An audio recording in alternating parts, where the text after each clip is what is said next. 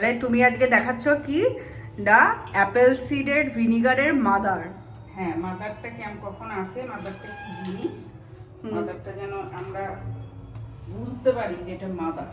আচ্ছা, যেন দুটো জারে রয়েছে, এই জার দুটোর মধ্যে মাদার চলে এসেছে। আমি কিন্তু এখনো আপেলগুলো ছাঁকিনি, তাতেই কিন্তু আমার মাদারটা চলে এসেছে।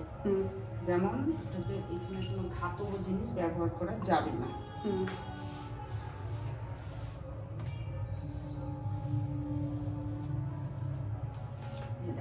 এই যে এটা, এই ছবিটা দেখা ভালো করে, এই যে সরের মতো, এই যে এইটা হচ্ছে মাদার। এই যে এইটা, এই যে যেটা কুটি কুটি হবে না, ভাঙবে না, এটা হচ্ছে মাদার।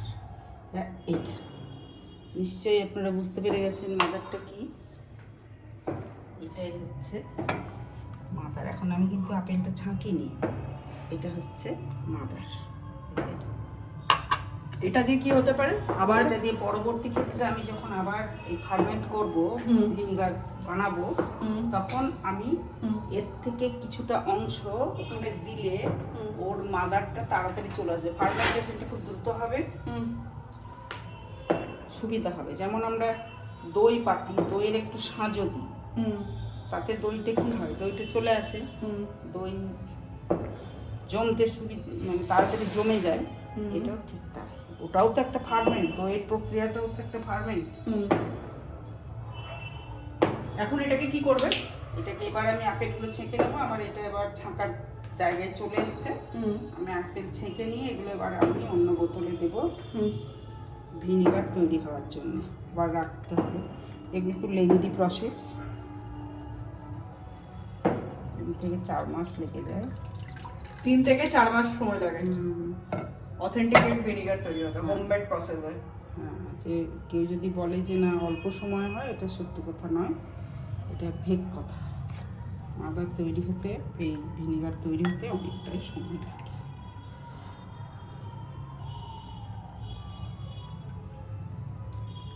এটা ছেঁকে নিয়ে একটা বটলে দিয়ে তুমি ফ্রিজে ভরে দেবে, তাই তো? না, ফ্রিজে না, এখন তাহলে এখন আরো ফার্মেন্ট হবে খুব স্লো গতিতে, ফ্রিজে রাখবো না আমি। আচ্ছা, মানে ওই যে আমি আবারও প্রায় 40 দিন মতো বাইরেই রাখবো, এবং এখনো ওর অক্সিজেনের দরকার, হাওয়ার দরকার। তার জন্য আমাকে এখানে একটা টিস্যু পেপার মুখে দিয়ে আমাকে রাখতে হবে, যাতে ও ওই অক্সিজেন থেকেও, বাইরের যে হাওয়া খোলামেলা পরিবেশে রাখতে পারে না, ওখান থেকেও ইস্ট আসে, ওখান থেকে ইস্ট আসে, ইস্ট, ভালো ইস্ট, যেগুলো ভালো ব্যাকটেরিয়া, সেখান থেকে ইস্ট আসে এবং এটাকে আরও দ্রুত ফার্মেন্ট করতে সাহায্য করে। এটা এখনো আরো কতদিন থাকবে এই অবস্থায়? 40 দিন মতো রাখতে হবে। আরো 40 দিন মতো থাকার পর এটা একদম, এটা হ্যাঁ, তখন এটা পিএইচ লেভেলটা টেস্ট করব, তখন দেখবো যে আশা করি ঠিকঠাক চলে আসবে 3 থেকে 4-এর মধ্যে। এই কন্ডিশনে আনতে তোমার কতদিন সময় লেগেছে? 45 দিন মতো।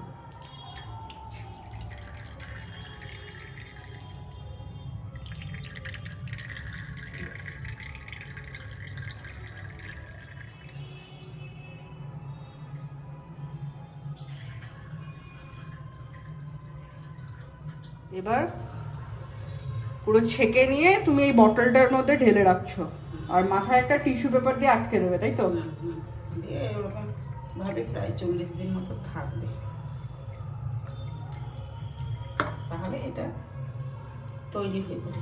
বিনা প্রিজারভেটিভ ছাড়া authenticate Apple seeded vinegar ready হচ্ছে।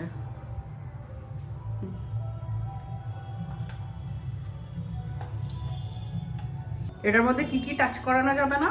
কোনো ধাতু, এতে তুমি কাঁচটাই এর সব থেকে বেশি ভালো, কিন্তু প্লাস্টিকটাও আমরা ইউজ করি। এই যেমন আমি এই স্টেনার হিসেবে প্লাস্টিকটা দিলাম। আচ্ছা,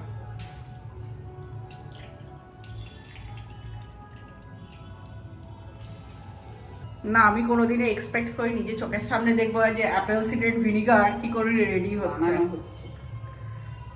সাধারণত আমরা দোকান থেকে কিনে নিয়ে এসে ইউজ করি,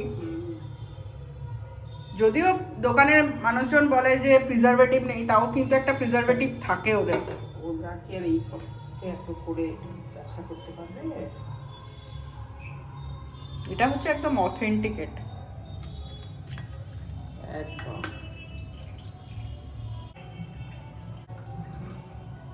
এটা এখন ওয়াইন, বুঝতে পারলি? এটা এখন ওয়াইন। ওয়াইন। হুম। হ্যাঁ,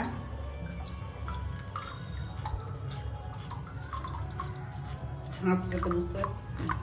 প্রচন্ড ঝাঁজ আছে এটাতে। ঝাঁঝ হলেই জানবি যে সঠিক পদ্ধতিতে এগোচ্ছে। কালকে তো একবার পিএইচ লেভেল টেস্ট করেছো। আগের রাউন্ডে। হুম।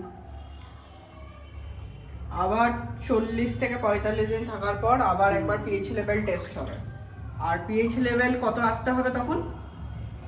ওই 3 3.5-এর মধ্যে। কালকেও আমাদের 4 এসেছিল যদি। না, 4 আসেনি, 4 আসেনি। তো 3 পয়েন্ট কত এসেছিল, 4 আসেনি। তাহলে ঠিকই আছে, সঠিক। আমাদের প্রসেসটা সঠিক আছে।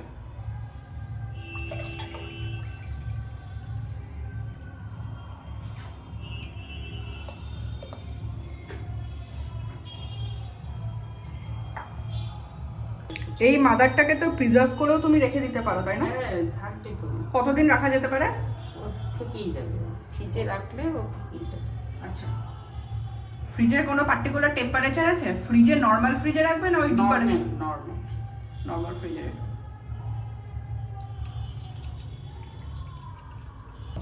এই জিনিসটা আমাদের ওয়েস্টেজে যাবে না, এটা দিয়েও কোনো সস বানানো যাবে।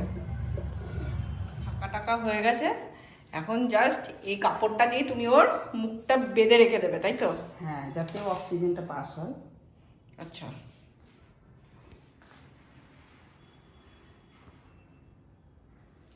এখন 1.5 মাস মতো থাকবে একইভাবে। 1.5 মাস মানে 45 দিন এখন এইভাবে মাথাটা বেঁধে রাখা থাকবে।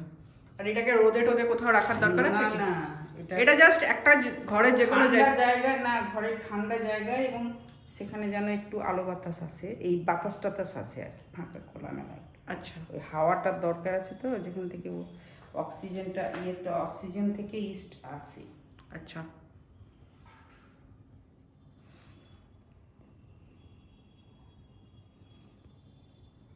এই মাদারটাকে তুমি এখন ফ্রিজে ভরে দেবে, তাই তো? ফ্রিজে রাখবো আমি, পরবর্তী আবার করবো, তখন মাদারটা আমি একটু দিলে আমার তাড়াতাড়ি ফার্মেন্টেশনটা হয়ে যাবে। এটা জাস্ট নর্মাল ফ্রিজে তুমি রেখে দিলে। নর্মাল ফ্রিজে রাখবো।